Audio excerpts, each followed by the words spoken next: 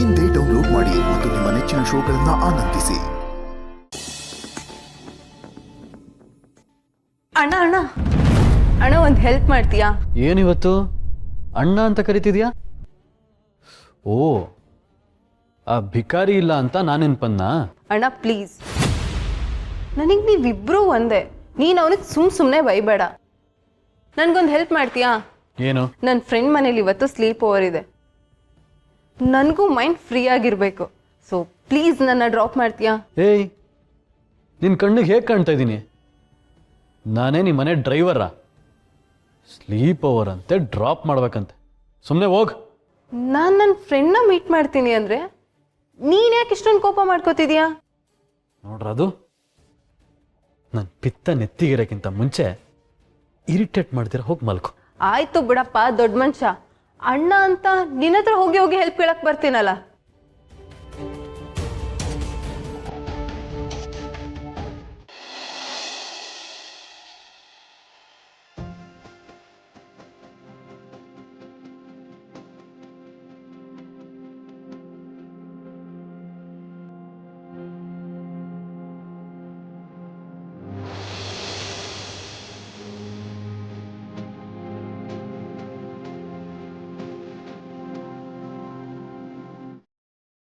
Sir, ಅಕ್ಕ ಬಾವ ಒಂದಾಗಿ ಮತ್ತೆ ಅವರಿಬ್ರನ್ನ ಎಲ್ಲರೂ ಒಪ್ಕೋಬೇಕಂದ್ರೆ ನಾವೇನ್ ಮಾಡಬೇಕು?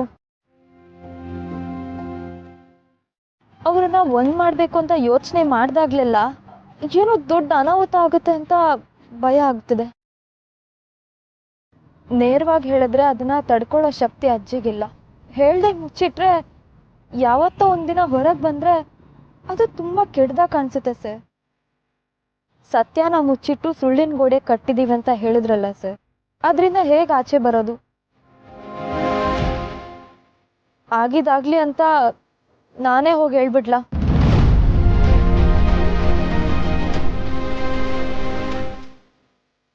ಅಯ್ಯಯ್ಯೋ, ನಮ್ಮ ವಿಷಯ ಹೇಳುವಾಗ ಅವ್ರು ಬೇರೆ ರೀತಿ ಅರ್ಥ ಮಾಡ್ಕೊಂಡ್ರೆ ಬೇಡ ಬೇಡ ಬೇಡ, ಅಕ್ಕನ ಹತ್ರ ಹೇಳ್ಸೋದೇ ಬೆಸ್ಟು.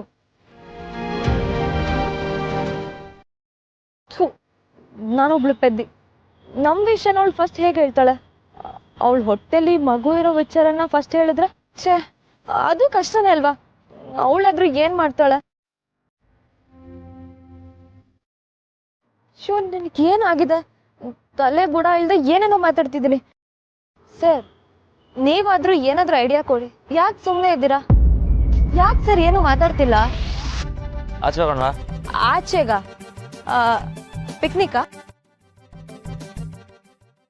ಪಿಕ್ನಿಕ್ ಅಂತ ಅಂದ್ರೆ ನಾವು 4 ಜನ ಎಲ್ಲಾದ್ರೂ ಆಚೆ ಹೋಗೋಣ ಅಂತ. ಅಲ್ಲ, ಏನಕ್ಕೆ? ನಾವ್ ಅಲ್ಲಿಗೆ ಹೋಗಿ ಏನ್ ಮಾಡೋದು?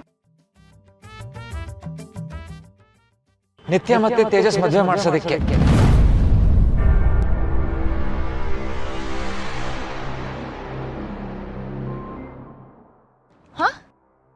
ಏನಾ?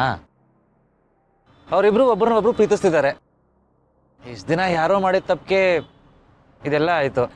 ಈಗ ಎಲ್ಲ ಸರಿ ಹೋಗ್ತಿದೆ ಅಲ್ವಾ? ಹೇಗೋ ಆ ಮಗುಗೂ ತಂದೆ ತಾಯಿ ಸಿಗ್ತಾರೆ. ಹಾಗಂದ್ಮೇಲೆ ಮದುವೆ ಮಾಡ್ಸೋದೇ ಸರಿ ಅಲ್ವಾ?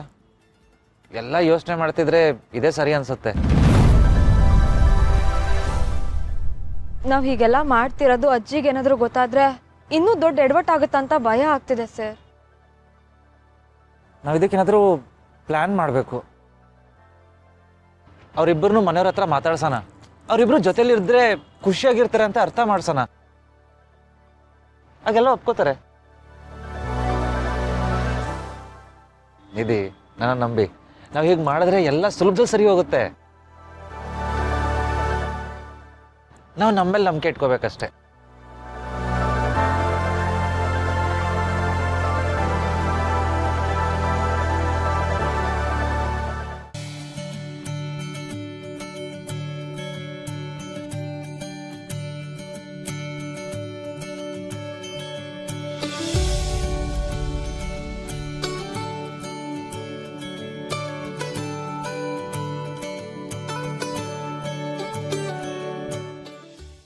ನಿಮ್ಮ ಅಪ್ಪ ಅಮ್ಮ ಇದ್ದಿದ್ರೆ ನೀವಿಬ್ರು ಇನ್ನೂ ಎಷ್ಟು ಖುಷಿ ಆಗ್ತಿದ್ರಲ್ವ. ಈಗ ನಿಮ್ಮ ಹೆಗ್ಲೇರಿರೋ ಈ ಕಷ್ಟ ಭಾರ ಎಲ್ಲ ಯಾವುದೂ ನಿಮ್ಮ ಹತ್ರನೇ ಸುಳಿತಾ ಇರಲಿಲ್ಲ ಅಲ್ಲ? ದೇವರು ನಿನ್ನ ಅಪರಂಜಿಕೆಯಲ್ಲಿಟ್ಟಿದ್ದಾನೆ ಪುಟ್ಟ. ಕರ್ಣನಂತ ಹುಡುಗನ ಪಡೆಯೋಕ್ಕೆ 100 ಜನ್ಮದ ಪುಣ್ಯ ಮಾಡಿದ್ಯಾ ನೀನು. ಆ ಕರ್ಣಂಗೆ ಯಾವತ್ತೂ ಮೋಸ ಮಾಡಬೇಡ ಚಿನ್ನ. ಇಡೀ ಜಗತ್ತು ನಿನ್ನೆದುರು ನಿಂತರೂ ಅವನು ನಿನ್ನ ಪರನೇ ನಿಲ್ತಾನೆ. ಅಂತ ಹುಡುಗನ್ನ ಜನ್ಮ ಪೂರ್ತಿ ಉಳಿಸ್ಕೋಬೇಕು ನೀನು.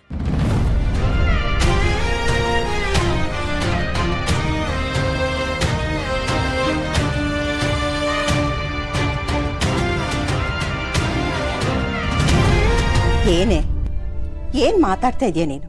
ಹೇಳದ್ನ ಸರಿಯಾಗಿ ಹೇಳಿದ್ರೆ ಅದನ್ನ ಆಶೀರ್ವಾದ ಅಂತ ತಿಳ್ಕೊತಾರೆ. ತಿರ್ಗಿಸಿ ಮರ್ಸಿ ಹೇಳಿದ್ರೆ ಅನುಮಾನ ಪಟ್ಕೋತಾರೆ ಕಡೆ. ಚೆನ್ನಾಗಿರಿ ಅನ್ನೋದು ಓಕೆ, ದೂರ ಆಗ್ಬೇಡಿ ಅನ್ನೋದು ನಾಟ್ ಓಕೆ.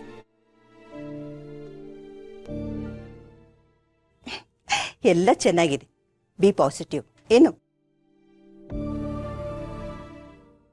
ನೀನ್ ನಗನಗ್ತಾ ಸಂತೋಷವಾಗಿದ್ರೆ ನಿನ್ ಹಾರ್ಟು ಹೆಂಗಾಗಿರುತ್ತೆ, ಇಲ್ಲ ಅಂದ್ರೆ ವಯಸ್ಸಾಗ್ಬಿಡುತ್ತೆ ಅಷ್ಟೇ. ಮೊಮ್ಮಕ್ಳಿಬ್ರು ಅಜ್ಜಿ ಸೇವೆ ಮಾಡಾಯ್ತಾ?